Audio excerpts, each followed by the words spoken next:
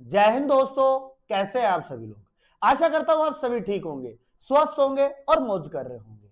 मैं अंकित एक बार फिर से आपके अपने YouTube चैनल वासुदेवा एजुकेशन में आपका स्वागत करता हूं।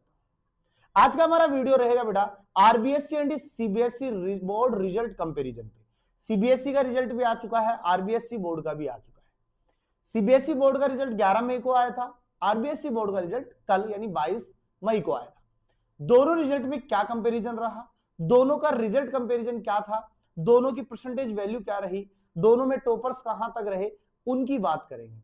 और यहां हम आज बात करेंगे कि राजस्थान के अंतर्गत वो जो 6 बच्चियां टॉपर रही, उन्होंने क्या कहा मीडिया इंटरव्यू के दौरान, जो हमने प्राप्त किया डाटा उसकी बात करेंगे। इसके अलावा हम यहां पर यह भी बात करेंगे कि पिछले सत्रों के दौरान क्या क्या फेरबदल हुआ रिजल्ट के अंतर्गत, कहां पर सबसे कम रहा, कहां सबसे ज्यादा रहा, और ईयरली रिजल्ट्स जो है वो डाउन आ रहा है या बढ़ रहा है, पढ़ाई में सुधार हो रहा है या नहीं हो रहा है, उसकी भी बात करेंगे। हम ये भी बात करेंगे कि ये जो रिजल्ट जो कंपैरिजन कर रहा हूं उसके पीछे का रीजन क्या है। तो आइए शुरुआत करते हैं। आज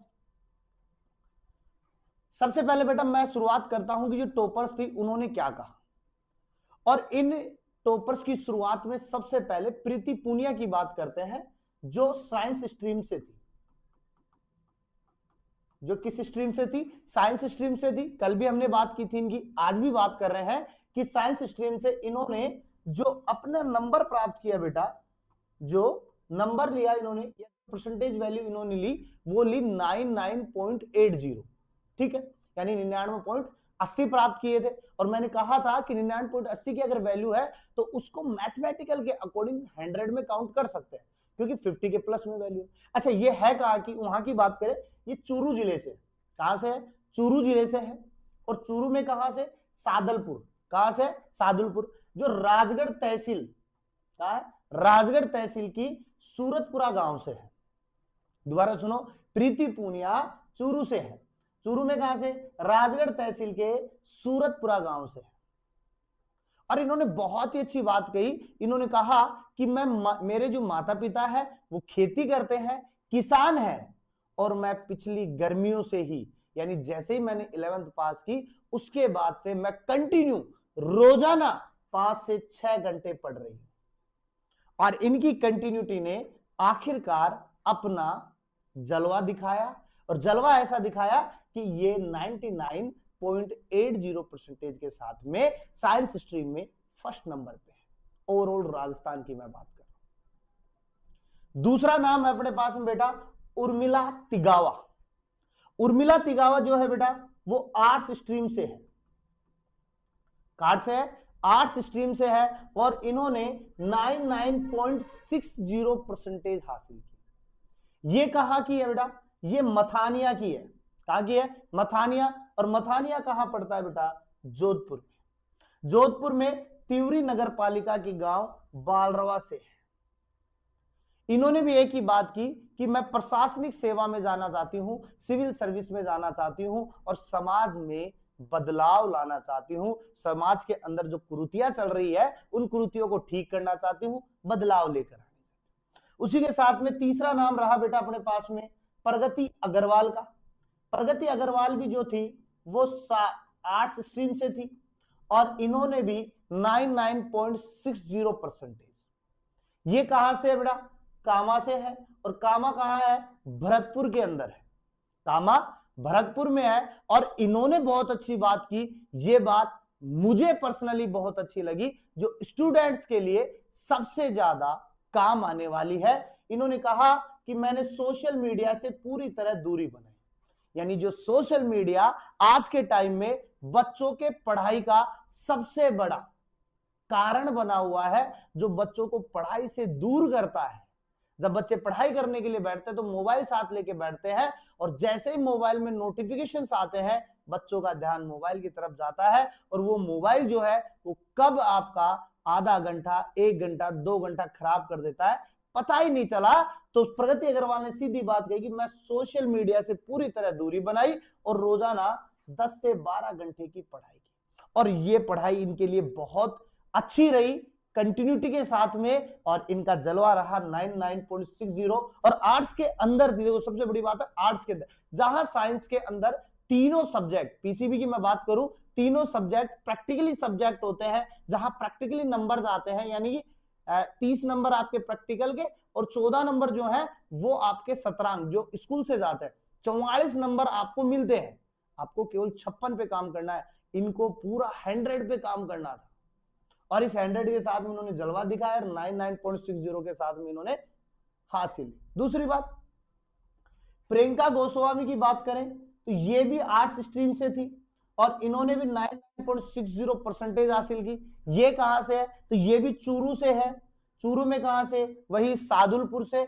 और कहां की रहने वाली है, रड़साना बास गांव की। कहां की है, रड़साना बास गांव की। और इन्होंने कहा कि स्कूल में जो पढ़ाया गया उसका लौटते ही रिवीजन की। और बेटा मैंने पहले भी कई बार आपको बता रखा है, क्लास में बताया है, मैंने ऑनलाइन भी बताया है आपको, रिवीजन बहुत जरूरी है। अगर हम रिवीजन छोड़ देंगे, हमारा पुराना पीछे से गायब होता जाएगा, नया कुछ नहीं करेगा। क्योंकि अक्सर आपने सुना होगा, पुराना 100 दिन, नया 9 दिन। तो नया जितना पढ़ोगे, पुराना छोड़ते जाओगे, पुराना निकलता गया तो नया भी निकलता जाएगा। इसलिए नए के साथ में पुराने को लेके चलो। अगर रिवीजन कंटिन्यूटी करते रहोगे तो आपकी पढ़ाई बहुत अच्छी रहेगी। तो इन्हीं 4 बच्चों का इंटरव्यू हमें देखने को मिला था। अब बात करते हैं अपन रिजल्ट की। अब हम बात करते हैं रिजल्ट की। तो बेटा कल ये थंबनेल आपने देखा होगा, ये 2025 का, तो हमने सोचा नया क्यों बनाए, इसलिए अपन ने इसी को चिपका दिया। और इसको चिपकाया तो हमने पहले बताया था कि आर्ट्स का 98.42% छात्राओं का 5%, छात्रों का जो रहा वो 97.0, ओवरऑल प्रतिशत 97.78, साइंस का 98.43% और 99.7%। ये 2025 का आंकड़ा है। अब मैं आपको कंपैरिजन के साथ में बात करता हूं कि 2020 से और 2025 में क्या फेरबदल देखने को मिले, तो वो हम यहां देखते हैं। हमने बात 2025 की कर ली, लेकिन बेटा मैं एक बात करूं आपसे, तो एक साल वो भी था 2021। आज से पिछले 4 सालों पे बात करें तो 2021 के अंतर्गत रिजल्ट, जो आज जिस रिजल्ट की हम बात कर रहे हैं, जिस कंपैरिजन की हम बात कर रहे हैं, सेम रिजल्ट वही रहा था। दूसरी बात मैं बेटा करूं यहां पे रिजल्ट के साथ में, तो सीबीएसई रिजल्ट और आरबीएसई रिजल्ट के कंपैरिजन के पीछे का रीजन ये है कि दोनों में चल तो एनसीईआरटी रही है, तो फिर इतना डिफरेंस क्यों आ रहा है। यहां तक कि अगर हम गूगल करने बैठते हैं तो वहां हमें साफ दिखाई देता है कि आरबीएसई 12th बोर्ड का जो रिजल्ट है वो सीबीएसई से बेहतर रहता है। तो चल तो एनसीईआरटी रही है, दोनों में कितना डिफरेंस क्यों आ रहा है। अब मेरा एक सीधा सा मुद्दा ये भी है वीडियो बनाने का कि ये जो परसेंटेज है, कल को फ्यूचर में बच्चे के साथ में कोई बड़ी हानि तो नहीं करवा रही है। आज की रिपोर्ट की अगर मैं बात करूं, सुप्रीम कोर्ट ने फैसला दिया राजस्थान के साथ में, और राजस्थान में पूछा गया कि कोटा के अंदर इतने सुसाइड मर्डर क्यों हो रहे हैं, जिसे हम शिक्षा की नगरी भी कहते हैं कोटा को, नीट आईआईटी का हब भी कहते हैं, वहां इतने अटेम्प्ट क्यों। इसके ऊपर मैं प्रॉपर वीडियो बनाऊंगा कि क्यों बच्चों सुसाइड के तरफ अग्रसर हो रहा है, क्या रीजन हो सकता है, उसकी बात मैं नेक्स्ट वीडियो में करूंगा। मैं आज केवल कंपैरिजन कर रहा हूं आपका कि कितना कितना परसेंटेज वैल्यू रिजल्ट की रही थी। तो देखो बेटा मैं बात करता हूं 2024 की, 25 की तो हमने बात कर ली, और 25 की अगर सीबीएसई की बात करें तो ओवरऑल जो रिजल्ट रहा है बेटा 88.39% रहा है, यानी कि अपने राजस्थान बोर्ड की बात करें तो उससे बहुत कम रहा है। अब बात करते हैं अपन 2024 की बात करते हैं, पहले आरबीएसई की शुरू करते हैं। तो देखो आरबीएसई की बात करें 2024 की, तो आरबीएसई का 2024 में जो रिजल्ट रहा था आर्ट्स का वो 96.88% रहा था। वही कॉमर्स का जो था 98.95 था, और वही साइंस का जो था 97.73% था। देखो बेटा मैं आर्ट्स, साइंस और कॉमर्स स्ट्रीम की बात करूं तो मैं इसमें से कॉमर्स स्ट्रीम को डिलीट कर दूं तो कोई बड़ी बात नहीं होगी, क्योंकि कॉमर्स सब्जेक्ट जो है उसने अपना रिजल्ट हर साल बेहतर रखा है, कहीं भी फेरबदल नहीं हुआ है, एग्रीगेट रखा है उन्होंने अपना रिजल्ट, कहीं कोई कमावेती नहीं की। लेकिन आर्ट्स और साइंस स्ट्रीम ने रेगुलरली बात करें या 70/70 बात करें तो इन्होंने अपने परसेंटेज में बहुत ज्यादा इंक्रीजमेंट की है। अब इस इंक्रीजमेंट का कारण क्या है, तो देखो 2023 में 92.35% था, वहीं साइंस का जो रहा वो 95.65% रहा। वहीं अगर मैं सीबीएसई बोर्ड में बात करूं तो 2024 में 87.98% था, हमसे बहुत कम। वहीं अगर 2023 की बात करें तो हमारा 9.95.65% रहा, वही सीबीएसई का 87.33% रहा। 2022 की बात करें तो 2022 में 96.53% था साइंस का, और आर्ट्स का जो 96.33% रहा। और वहीं अगर हम बात करें तो सीबीएसई का 92.71% रहा।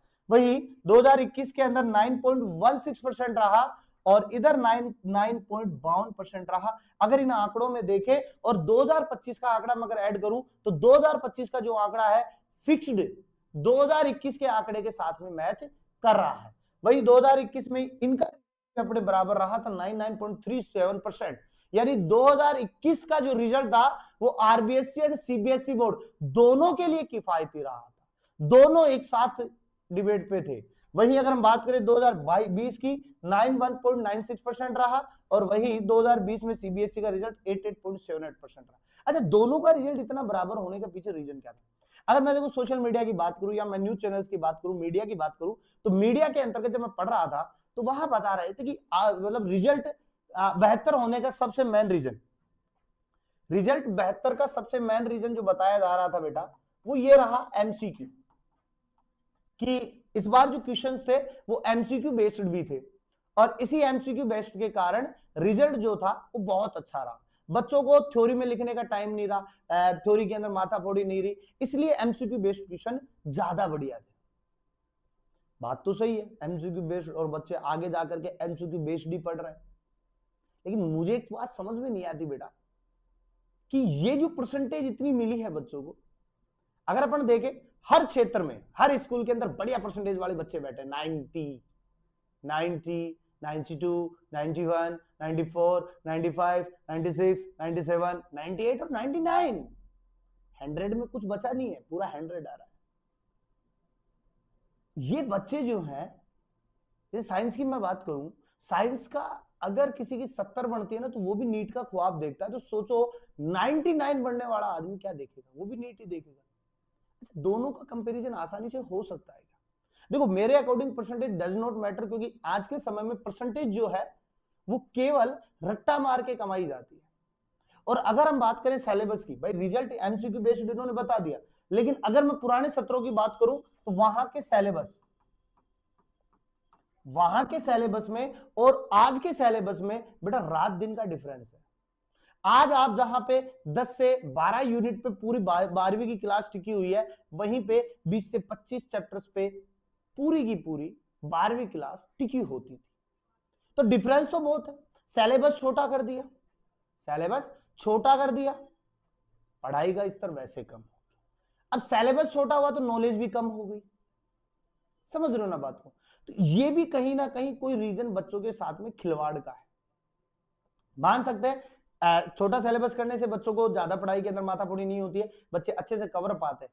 लेकिन जब वो नीट की तैयारी करते हैं, यूपीएससी की तैयारी करते हैं, या सिविल सर्विस में बात करें, राजस्थान के आरएएस की बात करें, या किसी कंपटीशन एग्जाम की बात करें, वहां तो ये सिलेबस का कहीं उलटफेर नहीं होता है।